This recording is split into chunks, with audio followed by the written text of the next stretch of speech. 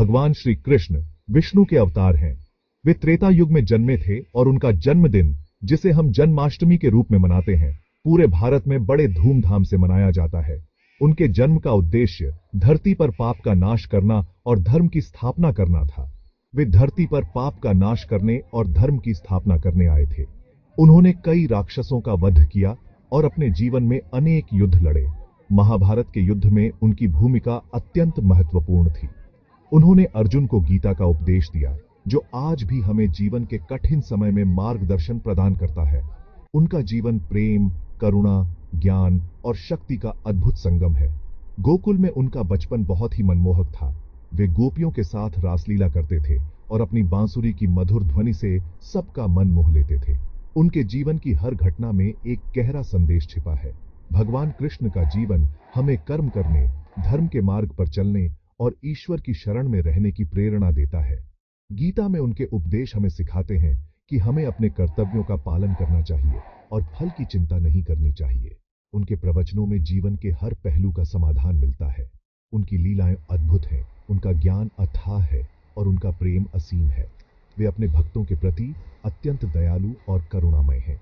उनकी रास लीलाएं प्रेम और भक्ति का प्रतीक है। उनके ज्ञान की गहराई को समझना आसान नहीं है, लेकिन उनके उपदेश हमें सही मार्ग दिखाते हैं। आइए जानते हैं भगवान श्री कृष्ण की अद्भुत जीवन गाथा। उनके जीवन की हर घटना हमें कुछ न कुछ सिखाती है। उनके जीवन से हमें यह प्रेरणा मिलती है कि हमें हमेशा सत्य और धर्म के मार्ग पर चलना चाहिए। भगवान श्री कृष्ण का जीवन एक आदर्श जीवन है, जिसे हमें अपने जीवन में अपनाना चाहिए। भगवान श्री कृष्ण का जन्म मथुरा में हुआ था। मथुरा, जो यमुना नदी के किनारे बसी एक प्राचीन नगरी है, अपने धार्मिक और सांस्कृतिक महत्व के लिए प्रसिद्ध है। यहां हर साल जन्माष्टमी का उत्सव बड़े धूमधाम से मनाया जाता है, जो भगवान श्री कृष्ण के जन्म की याद दिलाता है। उनके माता पिता देवकी और वसुदेव कारागार में बंद थे। देवकी और वसुदेव को कंस ने कैद कर रखा था, क्योंकि उन्हें एक भविष्यवाणी के बारे में पता चला था। इस भविष्यवाणी ने कंस के दिल में भय और आतंक भर दिया था। कंस देवकी का भाई एक क्रूर राजा था। कंस ने अपने राज्य में अत्याचार और आतंक का माहौल बना रखा था। उसकी क्रूरता और निर्दयता के किस्से दूर दूर तक फैले हुए थे। वह अपने विरोधियों को निर्दयता से दंडित करता था और अपनी शक्ति को बनाए रखने के लिए किसी भी हद तक जा सकता था। उसे भविष्यवाणी मिली थी कि देवकी की 8वीं संतान उसकी मृत्यु का कारण बनेगी। इस भविष्यवाणी ने कंस को इतना भयभीत कर दिया कि उसने देवकी और वसुदेव को कारागार में डाल दिया। उसने यह सुनिश्चित करने का निर्णय लिया कि देवकी की कोई भी संतान जीवित न रहे। इस डर से कंस ने देवकी और वसुदेव को कैद कर लिया और उनकी 7 संतानों को मार डाला। हर बार जब देवकी ने एक बच्चे को जन्म दिया, कंस ने निर्दयता से उसे मार डाला। देवकी और वसुदेव के लिए यह समय अत्यंत दुख और पीड़ा का था।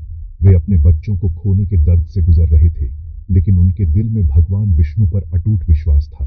लेकिन भगवान विष्णु ने वचन दिया था कि वे देवकी की 8वीं संतान के रूप में जन्म लेंगे और कंस का वध करेंगे। भगवान विष्णु ने देवकी और वसुदेव को आशीर्वाद दिया और उन्हें विश्वास दिलाया कि उनका 8वां पुत्र कंस के अत्याचार से मुक्ति दिलाएगा। इस वचन ने देवकी और वसुदेव को नई उम्मीद और साहस दिया। वे जानते थे कि भगवान श्री कृष्ण का जन्म उनके जीवन में एक नई रोशनी लेकर आएगा और कंस के अत्याचार का अंत करेगा। भगवान कृष्ण का बचपन वृंदावन में बीता। वे यशोदा और नंद के घर पले बढ़े।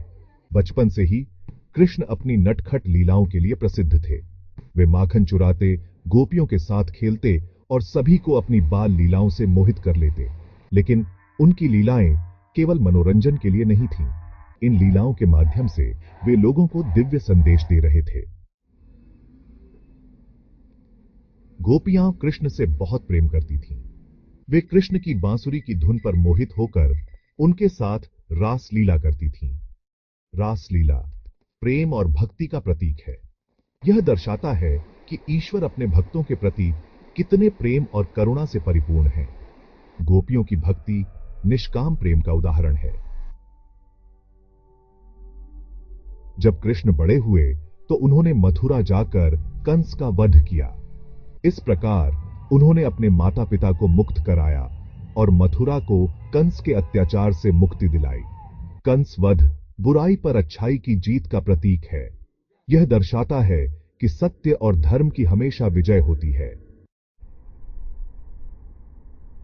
द्वारकाधीश श्री कृष्ण एक आदर्श राजा और मार्गदर्शक। कंस वध के बाद कृष्ण ने द्वारका नगरी बसाई और वहां के राजा बने। वे एक आदर्श राजा थे जिन्होंने हमेशा अपने प्रजा की भलाई के लिए काम किया। वे अपने मित्रों और भक्तों के प्रति वफादार थे और हमेशा उनकी रक्षा के लिए तत्पर रहते थे। महाभारत के युद्ध में कृष्ण ने पांडवों का साथ दिया। उन्होंने अर्जुन को गीता का उपदेश दिया और उन्हें कर्म करने के लिए प्रेरित किया। गीता जीवन का सार है। यह हमें कर्तव्य पालन, निष्काम कर्म और ईश्वर की शरण में रहने की शिक्षा देती है। अनंत यात्रा भगवान श्री कृष्ण का विलय और उनका शाश्वत संदेश। भगवान श्री कृष्ण जो अपने दिव्य लीलाओं और अद्वितीय शिक्षाओं के लिए जाने जाते हैं, ने इस धरती पर अपने मानव रूप में अवतार लिया था। उनके जीवन की हर घटना, हर कथा हमें एक गहरा संदेश देती है। भगवान श्री कृष्ण ने अपना मानव रूप त्याग दिया और अपने धाम वापस चले गए। यह घटना महाभारत के युद्ध के बाद की है, जब उन्होंने अपने जीवन का अंतिम अध्याय लिखा।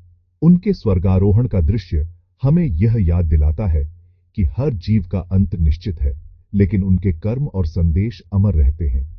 लेकिन उनका संदेश आज भी हमारे साथ है। उनके उपदेश जो भगवत गीता में संकलित हैं, हमें जीवन के हर पहलू में मार्गदर्शन करते हैं, चाहे वह धर्म हो, कर्म हो या भक्ति। श्री कृष्ण के शब्द हमें सच्चाई और न्याय के मार्ग पर चलने की प्रेरणा देते हैं। उनका जीवन हमें प्रेम, करुणा, ज्ञान और शक्ति का मार्ग दिखाता है। उनकी लीलाएं, चाहे वह गोपियों के साथ रास हो या अर्जुन को गीता का उपदेश, हर घटना में एक गहरा अर्थ छिपा है। उनके जीवन की कहानियां हमें यह सिखाती हैं कि सच्चा प्रेम और भक्ति क्या होती है। हमें उनके आदर्शों पर चलने का प्रयास करना चाहिए और उनके बताए मार्ग पर चलकर जीवन को सफल बनाना चाहिए। उनके अनुयायी जो आज भी उनकी शिक्षाओं का पालन करते हैं, हमें यह दिखाते हैं कि श्री कृष्ण का संदेश समय के साथ और भी प्रासंगिक हो गया है। उनके आदर्शों पर चलकर हम अपने जीवन को सार्थक बना सकते हैं और समाज में शांति और सद्भावना फैला सकते हैं।